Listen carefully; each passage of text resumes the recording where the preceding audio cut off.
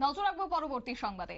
সিমনা বিধানসভার ব্রহ্মকুণ্ড গ্রাম পঞ্চায়েতের 1 নম্বর ওয়ার্ডের মতাই গ্রাম নিয়ে গঠিত এবং এই গ্রামের বাসিন্দা শ্রীবাস রায়ের বাড়িতে নেশে কুটুম্বরা হানা দিয়ে 4টি গাভী চুরি করে নিয়ে যায়। শ্রীবাস রায় এই গাভীগুলির উপর ভরসা করে তার সংসার প্রতিপালন করে, তবে 4টি গাভীর বাজার মূল্য 1 লক্ষ টাকার উপরে এবং তিনি জানিয়েছেন যে স্থানীয় চোরেরাই এই চুরি কাণ্ড সংঘটিত করেছে।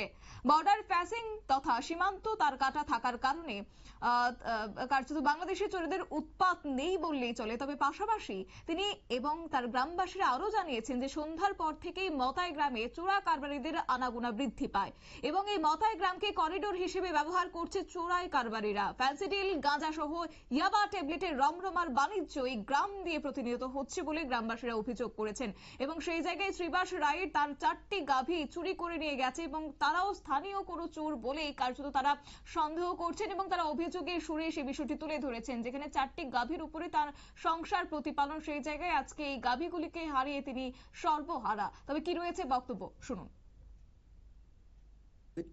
কিভাবে দেখছেন? হ্যাঁ, এইটা তো আছে, মানে রাত্রেবেলা তো তাদের যন্ত্রণা আমরা ঠিক করতে পারি না। দিনের বেলা যতটা গাড়ি চলে, রাত্রেবেলা তার থেকে ডবল গাড়ি চলে, বাইকের শব্দ, গাড়ির শব্দ। আমরা তো কাজের লোক, কাজ করে শুয়ে তাই আমরা কি আর বাইরে দেখিনি তারা কি করে। আমরা এগুলো কোনো তদন্ত করি না। রাত্রেবেলা গাড়ি আইতেছে যাইতেছে, এই চলছে, মানে প্রচুর মাত্রা। এখানে তো একটা বিএসএফ ক্যাম্প রয়েছে, এখানে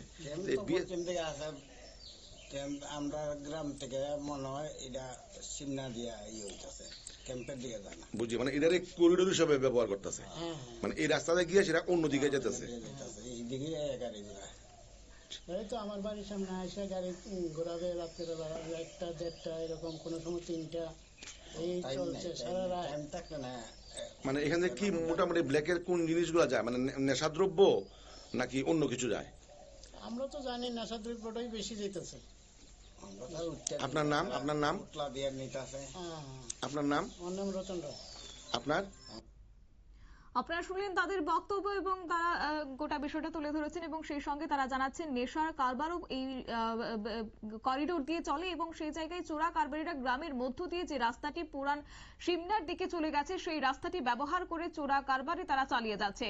গ্রামবাসীরা জানিয়েছে যে স্থানীয়দের সাথে এলাকা বহির্ভূত অনেক অপরিচিত যুবকদের আনাগোনা রয়েছে, তবে পুলিশ সব বিষয়ে এক প্রকার নির্বিকার। গ্রামবাসীরা এই মুহূর্তে দুশ্চিন্তাগ্রস্ত, তারা আতঙ্কে দিন গোচরান করছেন যে এই জায়গায় প্রতিনিয়ত চোরা কারবারিদের এই এলাকা দিয়ে যাতায়াত চলছে এবং পাশাপাশি চুরি কাণ্ড প্রতিনিয়ত ঘটে চলেছে। সেই জায়গায় দাঁড়িয়ে যদি পুলিশ এই মুহূর্তে নির্বিকার থাকে তাহলে কিন্তু তারা কোনোভাবেই নিশ্চিন্তায় দিন গুজরান করতে পারবে না বলে কার্যত আজকে সংবাদ মাধ্যমের সামনে সেই অভিযোগটা তুলে ধরেছে।